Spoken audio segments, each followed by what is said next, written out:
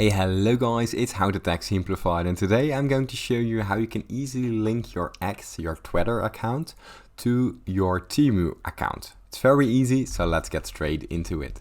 The first thing that you want to do is open up your preferred browser, head down to TEMU.com and go to the top right where you can sign in and open up the orders and accounts. Now, your page will look something like this, and here you can scroll down till you find the account security tab. Inside the account security tab, the page like this will open up, and here we have the third-party accounts. Now, as you can see in the button, we see our Twitter account. Simply press link, and once you press link, it will go to authorize the TEMU access to your account. Now here, simply sign in to your Twitter account, and once you've signed in, the both will be connected and you can use them as they were connected to each other. Now, if this tutorial was helpful, please consider subscribing to my YouTube channel. It helps me out a lot, and thank you for watching.